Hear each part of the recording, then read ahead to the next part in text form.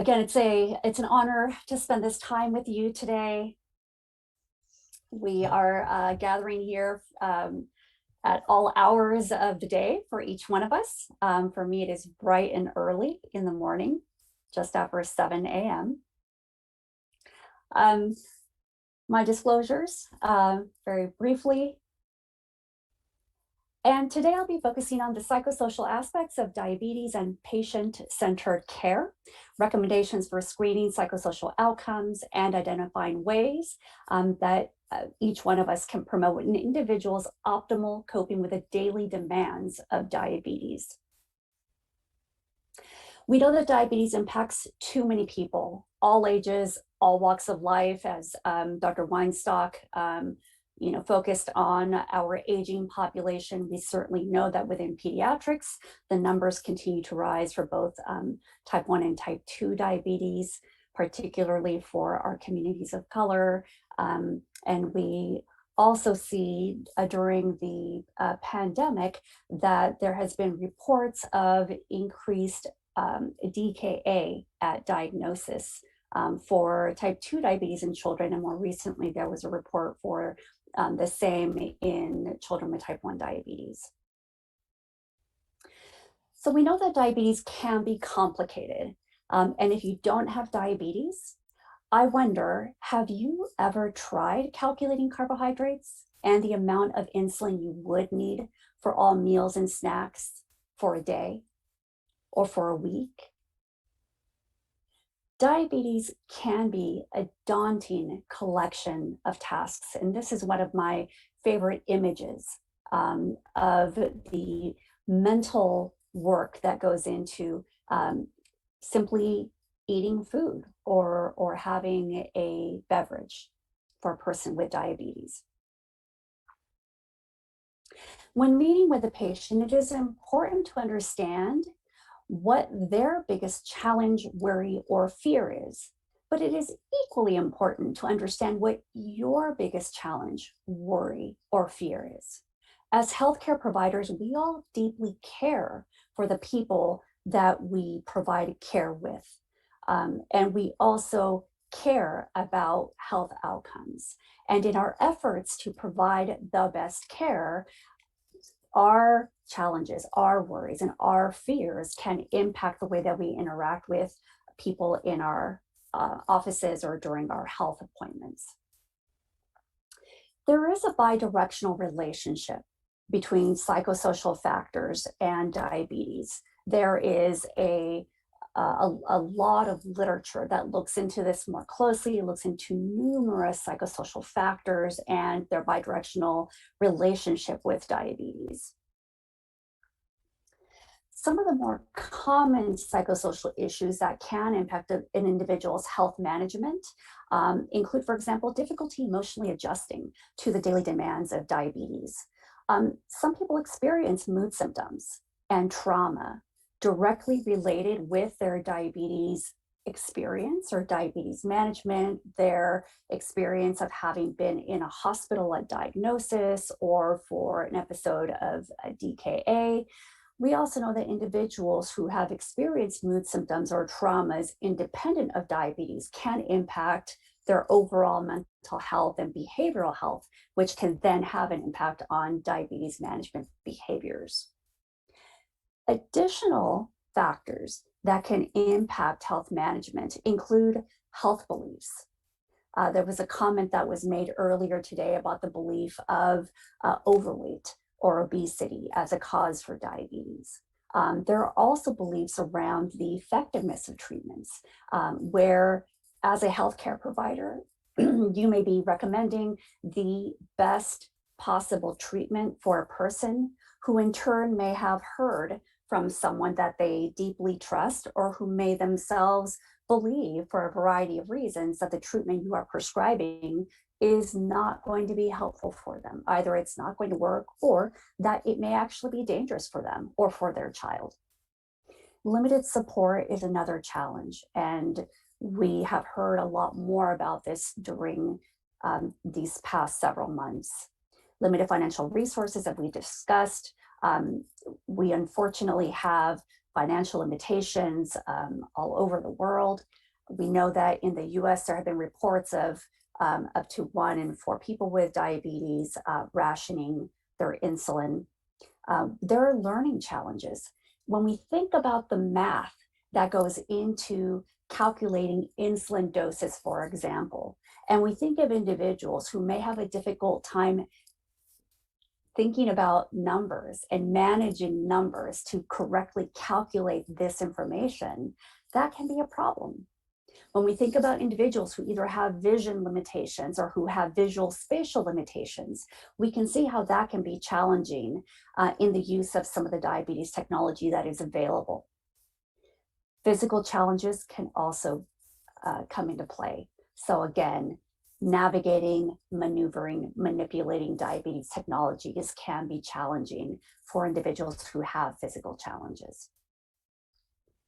There are common barriers that are directly related to diabetes. Some of those involve diabetes conflict, diabetes distress, diabulimia, and other eating disorder behaviors, as well as fear of hypoglycemia. I'll talk a little bit about a couple of these. Okay, so let's start up with the mental health impact. The pandemic continues to ravage our communities, and the mental health toll is far beyond what we could have imagined. In the United States, more than 25% of high school students and 20% of school-aged children have experienced worsened mental or emotional health since the beginning of 2020. In some major cities, the number of emergency room mental health visits has skyrocketed. For children aged 5 to 11, there has been an estimated 24% increase and a 31% increase for adolescents compared to the same time period in 2019. There has also been a reported increase in substance use and domestic violence. For people with diabetes, there have been less opportunities to engage in physical activity, decreased access to food, not to mention healthy foods. And some have experienced reduced access to diabetes medications and supplies that they depend on to keep them healthy and alive. And these challenges are not solely for people with diabetes in the example of physical activity and reduced opportunities for healthy foods. We know that this impacts many people. But for people with diabetes, we understand how critical it is to have access to these very basic resources and opportunities in the management of their health. Researchers have also reported that people with diabetes who experience higher levels of worry about the pandemic could be more vulnerable for diabetes distress, hyperglycemia, depression, and anxiety. Your support matters. Now, that was a lot of information. So let's pause a moment and take a deep breath. There is so much happening around us and in the world. There's a reason that some smartwatches have a feature that remind one to stop and breathe.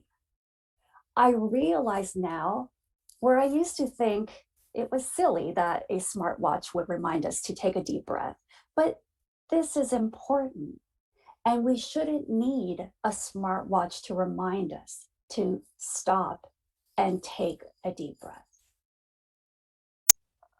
Taking a moment to breathe is an example of coping that can be helpful, that can be adaptive, and that can be beneficial.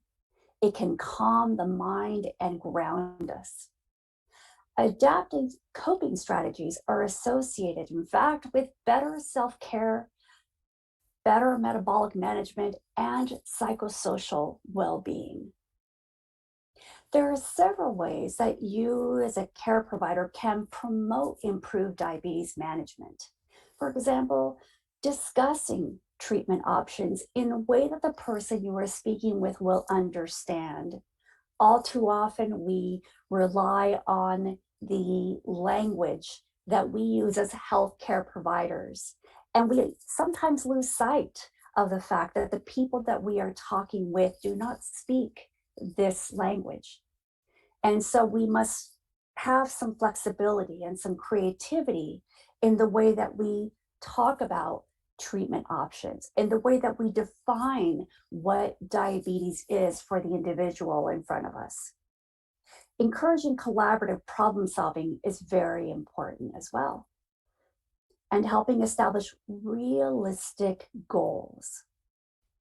Watching for risk-taking behaviors and monitoring for changes in attendance and performance at school, at work, in everyday life for the individual. When we see that there are changes for the individual, that can give us an indication that something more is happening in this person's life. It can help us start to identify that there may be barriers, there may be issues and challenges in this person's life that in turn is having an impact on their diabetes management. Psychosocial factors exist along a continuum. So the same behavior can be adaptive or maladaptive. For example, a person who has fear of hypoglycemia, and yes, fear of hypoglycemia is a term that we as professionals use. And so individuals who have a fear of having low blood glucose levels, whether they're significant blood glucose levels from a professional perspective or not, for the individual who fears having a low blood glucose level, whatever that means to them, that can lead to more vigilance with their diabetes management. And that in turn can lead to improved management. So that might be adaptive or helpful for that person. However, the person who has fear of hypoglycemia may also be so consumed with this fear that it interferes with their ability to function on a daily basis. Different issues arise across the lifespan, and members of the diabetes care team should assume various roles to provide optimal whole person care that meets the needs of the person on an individual basis. Now, one guide that can help us attend to our patients' psychosocial needs is the ADA's position statement about psychosocial care for people with diabetes. There is a lot of information in this position statement that you can easily find, and I will highlight some information from this resource. To provide patient-centered care, it is key to ask questions and listen. Questions may include, what do you think caused your diabetes? And what is the most difficult aspect of managing your health? Now, I want to reiterate how important it is to ask these questions and then to pause and listen. Sometimes the silence can feel a little uncomfortable, but it is incredibly important that we give a person the space to talk and to let them know in this very simple manner that we are genuinely interested in what they have to say. When people do not follow the prescribed treatment, it could be that they have heard scary things and believe that it's harmful. One way to start a conversation about this is to say something like, sometimes family and friends have suggestions about ways to manage your health. What are some suggestions that you have been given?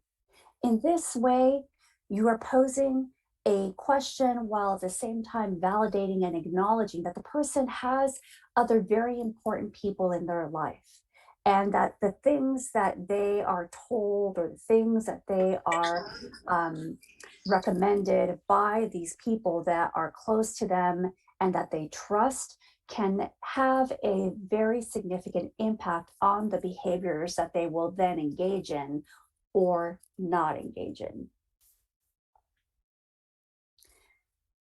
Many people with diabetes carry feelings of shame and embarrassment. The words we use when talking about diabetes can have a meaningful impact. We need to choose our words wisely and to be mindful of our body language and our tone of voice. The way we communicate about expectations also matters. It matters because people with diabetes can experience diabetes-related distress when there is a perceived discrepancy between expectations of their self-care and their actual ability to perform. I've mentioned diabetes distress a few times now. This specifically refers to the emotional stress related to managing one's diabetes. A person who's experiencing diabetes distress may struggle with their self-care routine, may experience feelings of failure, disappointment, and powerlessness. They may also experience depressed mood or anxiety. Diabetes distress is more closely associated with higher A1C than depressed mood, interestingly enough. The good news is that this type of distress can be alleviated with diabetes education. Maintaining the person with diabetes at the center of our care can have benefits for both the provider and the person with diabetes. To do this, we can start a visit by talking about regular everyday things before we talk about diabetes. Praising individuals for completing even small diabetes tasks. After all, diabetes management is not easy or fun. The more you praise and reinforce adaptive diabetes care behaviors, the better they and you will do and feel. Focus on evidence and the fact that the standards of care, for example, are designed to promote optimal health outcomes can be empowering, because sometimes diabetes can feel very daunting. Sometimes it can feel very confusing. It can feel very nebulous, like it's changing and shifting. There can be a feeling of not having control or power over this condition. And so reminding oneself and reminding the person with diabetes that there are guidelines, that there are people who study the genesis and the impact of diabetes on people of all ages and all types of diabetes, that people are doing this very important work, and that you and I, as professionals, are relying on this collective information to provide better care. Identifying and discussing anticipated social challenges can be really important as well. It can be helpful for the person with diabetes in the event that they are faced with peer pressure or a dilemma, if they can fall back on or remember that they have had a conversation with you about a similar anticipated challenge. Now, screening for psychosocial conditions can help identify barriers that people with diabetes may not share with you directly. Some people with diabetes simply don't think it's relevant to share psychosocial challenges with you because they may not see the direct connection between the psychosocial challenges and their diabetes care. They may never have talked with a provider about psychosocial challenges, and so they may not have the experience of sharing this information with you. What we know is that psychosocial issues can affect every aspect of a person's life, both directly and indirectly. And screening and evaluation allows the team to identify meaningful psychosocial factors and ways to optimize the person's health and well-being. Once they are identified, psychosocial factors that impact a patient's or a person with diabetes and their self-care and psychological states should be monitored. For example, screening can help identify people who are experiencing depression, anxiety, and diabetes-related distress. In addition to screening during a person's initial visit, periodic screenings when there are changes in the person's diabetes management, such as at the time of onset or exacerbation of complications or the initiation of new diabetes technology. Another beneficial time to screen is at the time of major life transitions. There are many opportunities. There are also many screeners that can help your team screen for the variety of potential psychosocial experiences that people have. You may refer to the position statement for the psychosocial care of people with diabetes that I mentioned earlier for more information about specific screeners that can be used. Now, screening measures can help with the identification of significant psychosocial issues that negatively impact diabetes self care or health outcomes. When discussing concerns, consider the individual's priorities and resources. I know this has been mentioned before, and I'm really glad that it was because it's important. Also, follow up to assess the individual's experience with any referrals or recommendations that you or your team have offered. This helps identify ongoing needs. The American Diabetes Association continues to develop resources for people with diabetes and for healthcare professionals. Dr. Gabe mentioned several resources when he spoke with us. I'll mention just a few. The American Diabetes Association partnered with the American Psychological Association to create the Mental Health Diabetes Education Program. This training program provides mental health professionals with information that helps them optimally treat the mental health needs for people with diabetes. The ADA has also created a first of its kind searchable online mental health provider directory, which is accessible by the public at large. As Dr. Gabe also noted, social isolation has had a negative impact on the mental health for many. During the past year, the ADA launched Imagine Camp. Youth from all over the world participated in this free virtual camp experience. The ADA also has a Safe at School campaign, which offers protections and comprehensive resources for students with diabetes, including COVID-19 specific guidelines, as questions began to arise about how a student with diabetes should navigate their education, whether they are taking courses virtually or starting to head back to schools in person.